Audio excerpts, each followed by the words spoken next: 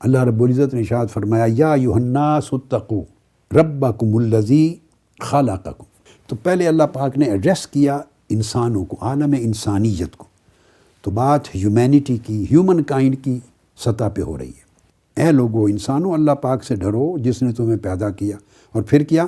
خلقکم من نفس واحدہ، ایک جان سے پیدا کیا. وخلق منہا زوجہا، اور پھر اس میں سے اس کا جوڑ پیدا کیا. تو گویا اللہ رب العزت نے پیدا کیا ہے ایک جان سے. تو یہاں عورت کی تخلیق پر قرآن مجید نے فوکس کیا ہے. اور جب تخلیق کی جاتی ہے تو تخلیق اٹ سیلف کنٹین کرتی ہے سرٹن کوالٹیز کو. چونکہ اوریجن ایک ہے، اسی مصدر سے مرد پیدا ہوئے ہیں، اسی مصدر سے عورت پیدا ہوئی ہے. کریٹنگ پروسیس ایک ہے. تو یہ ایک بات کا اشارہ دیتا ہے کہ ڈیفینیٹلی ان میں کامونیلٹیز اور سملیرٹیز ہوں گی. ایک ہی پروسیس سے نکلا ہے. یہ جو اشارہ ملتا ہے کہ سملیرٹیز ہوں گی، سملر ہوں گے، اب وہ جو سملر ہونا وہ ویریفائی ہو جاتا ہے اگلے لفظ سے وَخَلَقَ مِنْهَا زَوْجَهَا، اس میں سے اس کا جوڑ بنایا. قرآن مجید نے جب لفظ جوڑ استعمال کر لیا تو جوڑ کہتے ہیں ایکول کو. یہ میری انڈرسٹینڈنگ ہے. میری انڈرسٹینڈنگ ایسی نہیں ہے بیٹے کہ میں نے کوئی کریٹ کی ہے، میں نے قرآن سے یہ خیرات لی ہے، یہ میں سمجھاؤں. اب لفظ زوج تو ساری دنیا استعمال کرتی ہے اور اسی پر ہر وقت گفتگو ہوتی ہے، مگر معلوم نہیں کتنوں نے اس کی گہرائی میں جا کے اس پر غور کیا ہے. زوج ہے کیا؟ زوج میاں بیوی کو نہیں کہتے. زوج کا لفظ میاں بیوی کے لیے خاص نہیں ہے. اس کا معنی ہے صرف جوڑ، پیئر، ایکول، ایک جیسے، یکساں. یہ اس کا معنی ہے یکساں.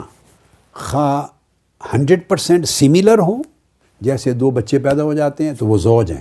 اب قرآن مجید نے لفظ بیوی کے لیے زوج کا استعمال کیا ہے تو یہ اس خیال کو تقویت دے دیتا ہے کہ یہاں سملیرٹی ہے، ایکویلٹی ہے، تفریق نہیں ہے. تخلیقی طور پر، تخلیقی حیثیت میں برابری ہے.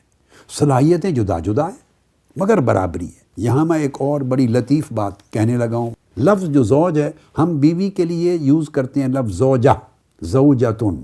گفتگو میں زوجہ کہتے ہیں تانیث کے ساتھ، یہ لفظ مؤنث ہے. ہم ڈیفرینشیٹ کرتے ہیں، اگر جوڑا ہے تو مرد زوج ہو گیا اور عورت زوجہ ہو گئی. زوجہ کی جمع عربی میں زوجات ہے اور زوج کی جمع عربی میں ازواج ہے. اب آسان سی بات بتاتا ہوں، امہات المومنین کو کیا عام طور پہ لفظ استعمال کرتے ہیں؟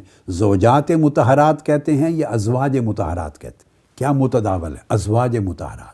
حالانکہ لغت کے اعتبار سے زوجات جائز لفظ ہے. زوج کی جمع ازواج بنتی ہے، زوجہ کی جمع زوجات بنتی ہے. تو جب زوجہ کہہ دیا تو میسج جاتا ہے کہ زوج ذرا پاورفل ہوگا، ہائر درجے میں ہوگا، زوجہ لوور گریڈ میں ہوگی. تو میسج نیچے ہونے کا جاتا ہے. اللہ پاک نے زوجہ کا لفظ یوز ہی نہیں کیا پورے قرآن مجید میں. یعنی ہر چیز جس کو ڈبل کر دیں، ایکول، تو اس پہ زوج کا لفظ استعمال ہوتا. اب آپ سمجھ گئے کہ عورت کا مقام کیا ہے. فطری تخلیق بھی سمجھ گئی اور کام بھی سمجھ گئی.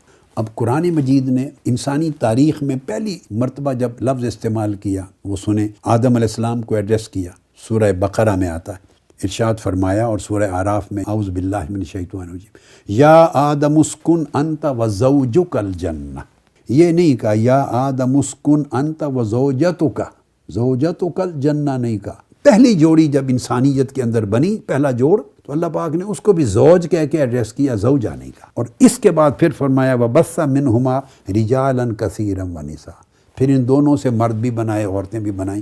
آپ دیکھیں 5ویں جگہ پر جا کر پھر مرد اور عورت کا نام لیا. تھرو آؤٹ 4 مرحلوں پر ایکویلٹی، سملیرٹی، ایکویلٹی، سملیرٹی چلی آ رہی. پھر جا کے ذکر کیا ہے کہ مرد اور عورتیں اس میں سے بنائیں. اس سے اس کی تخلیق کا اندازہ ہوتا. اب آ جاتا ہے مقام. اب مقام کے اینگل سے آ جائیں، اس کا بھی قرآن مجید کی سورہ حجرات جو میں نے پڑھی، فرمایا یا ایھا الناس انا خلقناکم من ذکر و انثی، ہم نے تم میں سے مرد بھی بنائے ہیں، عورتیں بھی بنائی.